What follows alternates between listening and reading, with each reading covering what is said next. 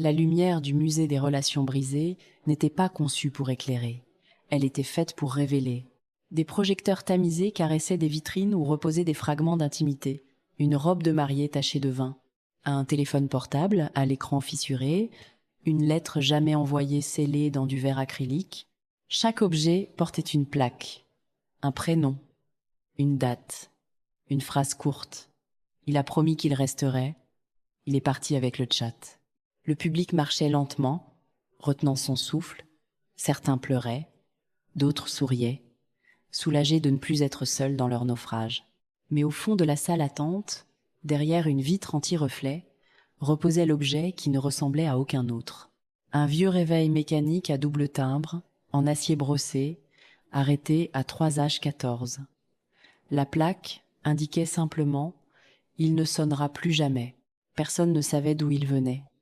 Juste ce mécanisme figé qui semblait absorber la lumière plutôt que la refléter. Les premiers effets furent discrets. Un couple qui s'était disputé au parking se réconcilia en voyant une clé USB. Le musée faisait son travail. Il cathartise. Puis vinrent les échos. Des visiteurs ressortaient avec des regards vides. Des appels téléphoniques passaient dans le hall. On arrête tout. Je ne peux plus. Tu as raison. Ce n'est plus nous. Les réseaux sociaux s'emplirent de témoignages. Après ma visite, j'ai su. On s'est séparés le soir même.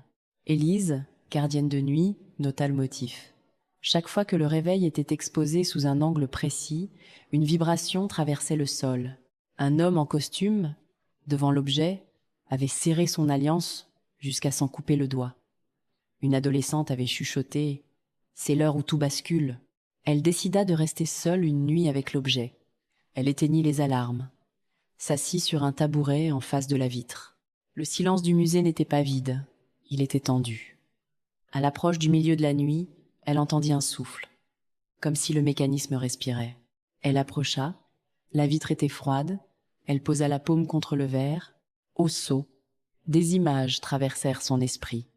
Une porte qui claque, un rire qui se fige, un message effacé avant d'être lu, une main qui se retire.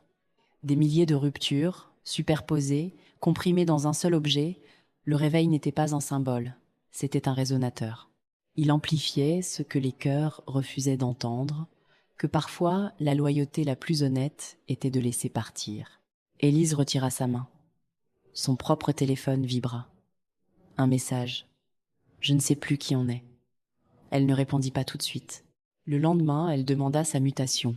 Pas par peur, par respect. Certains objets ne doivent pas être compris, ils doivent être écoutés. Et au fond de la salle attente, sous un projecteur tamisé, le réveil à 3H14 gardait le silence. Il ne brisait rien. Il révélait seulement ce qui était déjà cassé.